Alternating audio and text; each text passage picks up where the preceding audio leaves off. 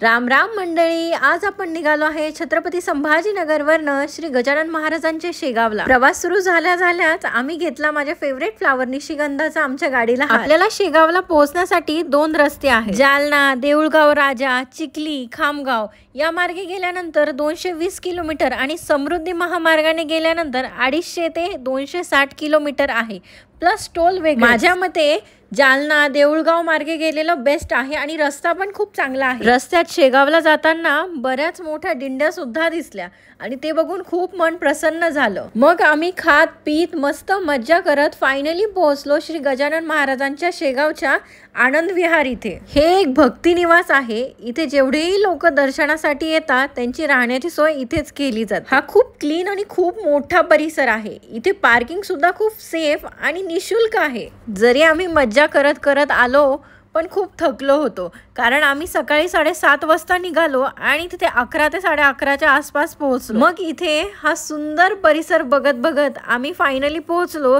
Room नोंदणी कार्यालयाजवळ, कारण आम्हाला रूम बुक करायची होती फॉर 7 पीपल्स। हे आनंद विहारचं दुसरं गेट आहे आणि त्या समोरच विठ्ठलाची मूर्ती आहे, सोबत वारकरी सुद्धा। खूप छान परिसर आणि खूप छान मूर्ती बनवलेली आहे। इथे रूम भेटायला जरा वेळच लागतो, म्हणून इथे छान सिटिंग अरेंजमेंट सुद्धा केलेली आहे। खूप गर्दी होती कारण आम्ही सॅटर्डे संडे गेलेलो, पण खरंच इथे येऊन सगळा थकवा निघूनच गेला। इथे टोटल 11 भक्ती निवास आहे। हा पूर्ण परिसर ना खूपच स्वच्छ आहे। हा व्हिडिओ काढता काढता या काकू अचानकच का घाबरल्या काय माहिती। हा परिसर बघता बघता ना मी माझे फोटोज क्लिक करणंच विसरली आणि व्हिडिओज सुद्धा। पण आता कामाच्या बाबतीत नो हलगर्जीपणा म्हणून आता व्हिडिओज मध्येच यायचं ठरवलं। हे माझ्या आजूबाजूला ज्या बिल्डिंग्स दिसत आहेत ह्या सगळ्या भक्ती निवासच्या बिल्डिंग्स आहेत। इथे सर्वीकडे अशा पाट्या सुद्धा लावल्या आहे, भक्ती निवास क्रमांक 1, 2, 3। इथे जेवणाची सुद्धा खूप उत्तम सोय आहे। इथे खूप छान प्रसादालय सुद्धा आहे अल्पोपहारासाठी। सकाळी 8 ते 10, दुपारी 4 ते 7 पर्यंत आहे आणि प्रसादालय सकाळी 11 ते 2 आणि संध्याकाळी 7 ते 10 पर्यंत आहे। इतर वेळी चहा, दूध, कॉफी सकाळी 6 पासून ते रात्री 10 पर्यंत भेटेल।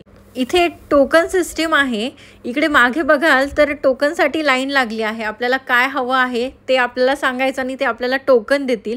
त्या लाईनीत लागून टोकन घेतल्यानंतर आपण आतमध्ये जाऊ शकतो। आणि हो, प्रसादालयाच्या मध्ये जाण्याआधीच आपल्याला शूज वगैरे बाहेरच काढावं लागतं। बाहेर शूज रॅक सुद्धा दिलेला आहे। तुम्ही प्रसादालय बघू शकता, खूप क्लीन अँड नीट आहे सगळ्या गोष्टी। मग रूम भेटल्यावर आम्ही फ्रेशन अप झालो आणि सरळ निघालो मंदिराच्या दिशेने, कारण की आम्हाला संध्याकाळी कुठल्याही परिस्थितीत दर्शन घ्यायचं होतं, कारण की डे 2 ची आमची वेगळी प्लॅनिंग आहे। श्री गजानन महाराजांच्या मंदिराजवळची पार्किंग अतिशय सुंदर पार्किंग। आजपर्यंत कुठल्याही मंदिराबाहेर मी अशी काही पार्किंग बघितलेली नव्हती। आणि इथले लोक जस्ट टू गुड यार, म्हणजे प्रत्येक वेळेस आपल्याला जर हेल्प हवी असेल तर लगेच धावून येतात, माऊली माऊली असं म्हणतात।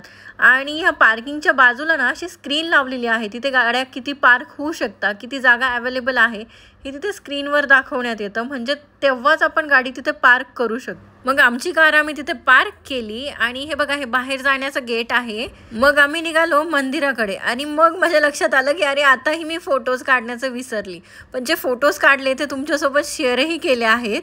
मग आम्ही निघालो पार्किंगमधनं मंदिराकडे जाण्यासाठी। तर इथं असं आहे की सगळीकडे अंडरग्राऊंडमधनंच रस्ता जातो। मस्त कन्सेप्ट आहे ही। आणि मी तर ठरवलंच होतं की लाईन किती मोठी असली तरी दर्शन घेऊनच जायचं, कारण की बऱ्याचदा असं होतं की आम्ही दर्शन घेतच नाही आणि निघून येतो जेव्हा मी फ्रेंड्स सोबत असते त्यावेळेस।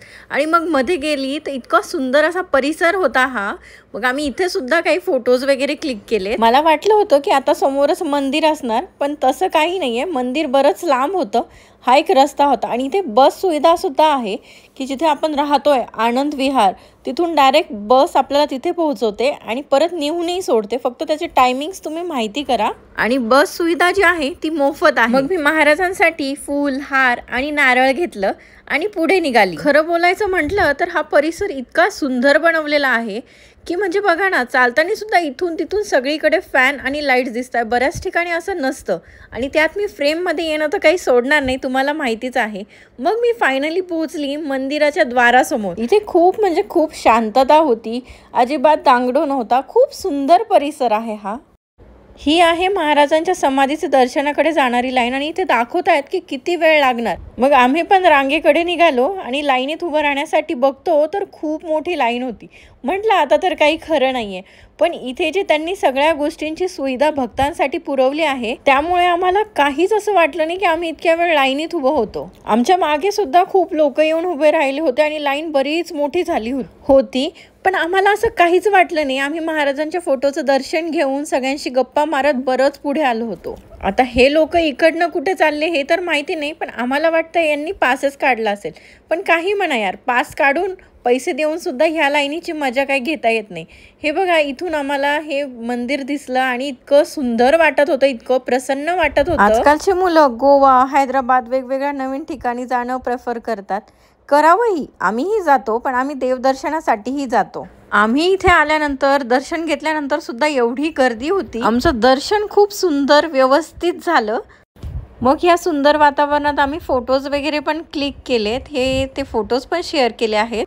मग आम्ही जाण्याचं ठरवलं, पण आम्ही त्याआधी मंदिरामध्ये थोडा वेळ बसलो, कारण की देवाच्या दारी गेल्यानंतर बसावं असं म्हणतात। मग आम्ही तिथून थोडं पुढे आलो आणि तिथे महादेवाचं खूप सुंदर मंदिर आहे। आम्ही छान दर्शनही घेतलं आणि तिथे हा त्रिशूलही आहे। हा फोटो मी त्यासाठीच तुम्हाला शेअर केला आहे।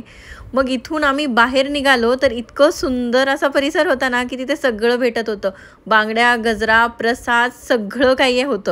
मग मी तिथून बुड्ढी के बाल घेतले आणि खाल्ले। तुम्हाला हे माहिती आहे का? कमेंटमध्ये मला नक्की सांगा। आणि मग आम्ही पार्किंगमध्ये जाऊन आमची गाडी घेतली आणि बाहेर जाण्याचा मार्ग बघितला आणि सरळ निघालो आनंद विहारकडे।